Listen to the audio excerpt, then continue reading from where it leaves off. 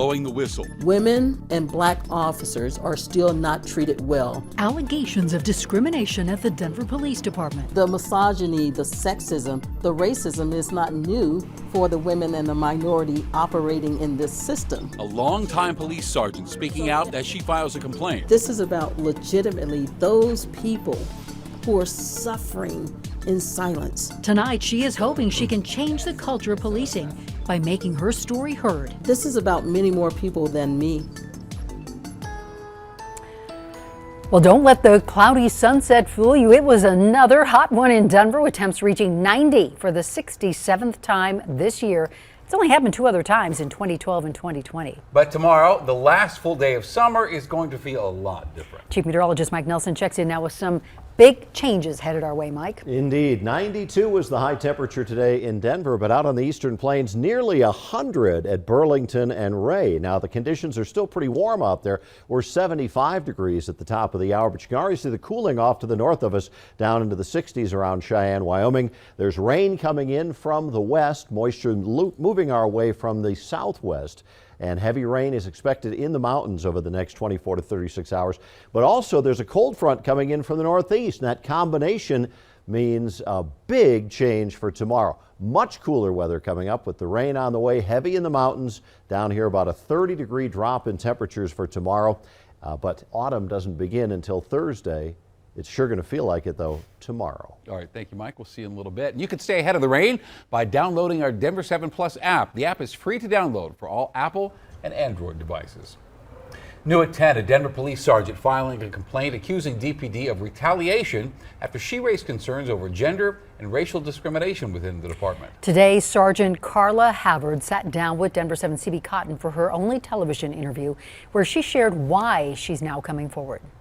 Carla Havard wears a badge and has achieved rank at the Denver Police Department. I was called to this profession. I'm in my 24th year. But she says passion and achievement didn't protect her. The systems are inherently filled with misogyny, sexism, and racism. Havard says this complaint filed by her attorney this month with the Equal Employment Opportunity Commission is her blowing the whistle on the culture of the Denver Police Department. Women and black officers are still not treated well in the Denver Police Department. The complaint contends one should look no further than this Women's Collective Memorandum completed in September of last year. The collective is an initiative by DPD to get feedback from its women officers. In it, statements like this: "My sergeant regularly caresses and plays with my hair and rubs my back." And when a female officer was being brought into our unit, several officers were discussing her sex life. Havard says she spoke out after the memo. What are you doing to protect these women?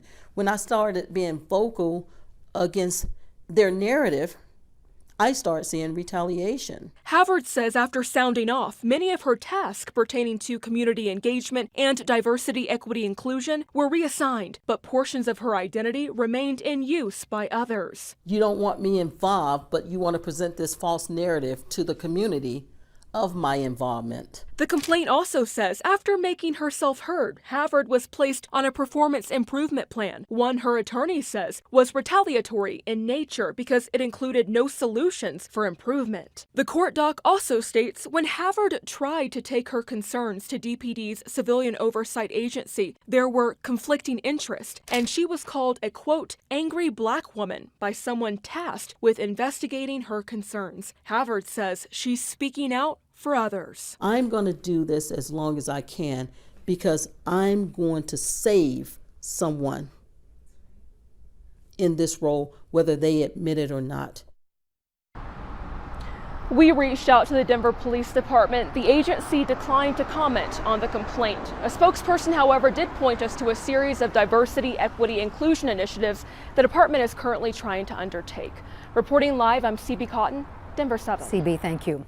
Also new tonight, a group created to help rebuild trust between the Loveland Police Department and the community is giving its final update. The Community Trust Commission was formed following the 2020 arrest of then 73-year-old Karen Garner, who was diagnosed with dementia. She was left with a broken arm and dislocated shoulder, and the 2 officers involved in her arrest were convicted.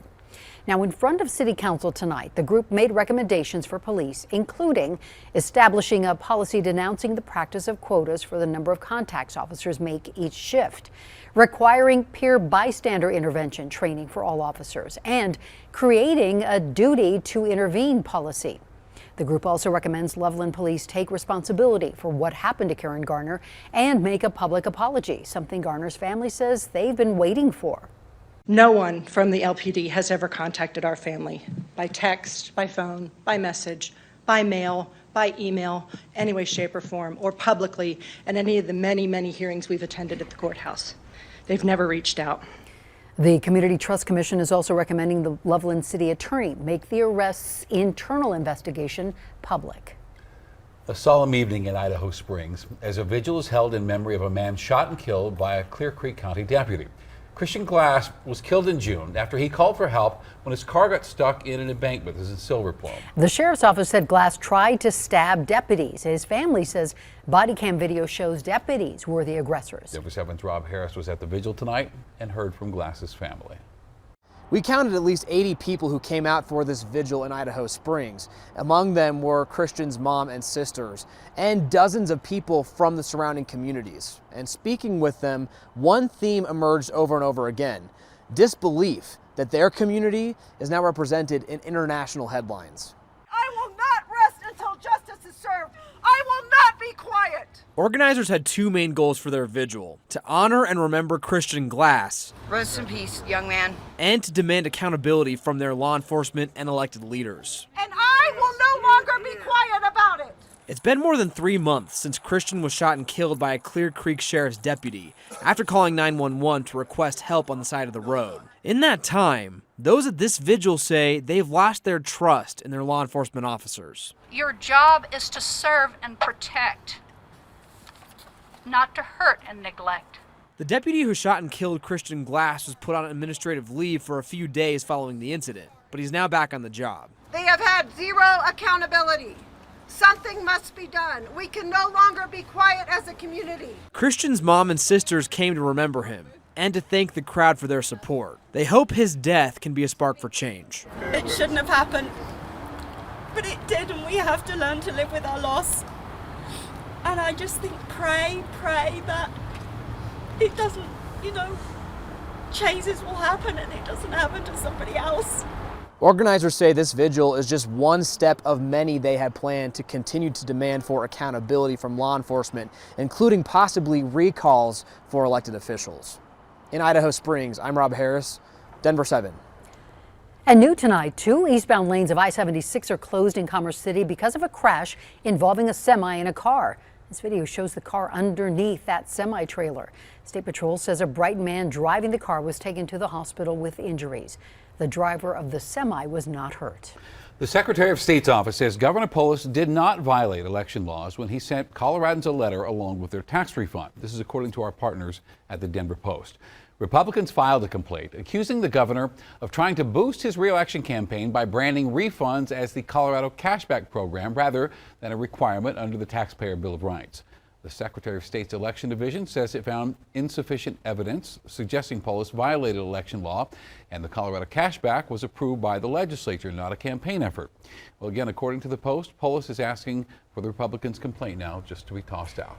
1 week from tomorrow may be the last public meeting for the House Select Committee looking into the January 6th insurrection. The group's chairman, Representative Benny Thompson of Mississippi, told ABC News the hearing will feature substantial footage of the riot and significant witness testimony that hasn't previously been released. The group also plans to release a final report later on this year. The independent attorney reviewing secret and classified materials recovered at Donald Trump's estate says the former president must provide proof that he declassified those documents. Judge Raymond Deary met in the courtroom today with lawyers representing Trump and representing the Department of Justice. Trump claims he declassified the documents found at Mar-a-Lago before he left office. Now, he has not provided any evidence of that. And Deary says without proof, he can only judge classification level based on the markings found on those documents. As the appointed special master, Deary is tasked with reviewing material seized by the FBI for potential attorney-client privileged information. Next on Denver 7 News at 10, the Federal Reserve expected to raise interest rates again. We have advice from a real estate expert if you're in the housing market. Election day will not only determine the balance of power in Washington, but also in Colorado. Why you could see things heat up in the race to control the state Senate. First a Stanley Cup, and now the richest deal in hockey. I just want to be part of the team and try to win another cup this season. The Avs lock up Nathan McKinnon for the long haul.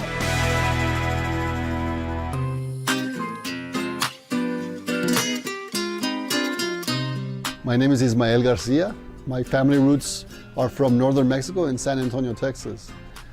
I like to celebrate Hispanic Heritage Month because it's an opportunity for us to celebrate with people of diverse backgrounds, and it's an opportunity to share with them the beauty and the laughter in our Hispanic community.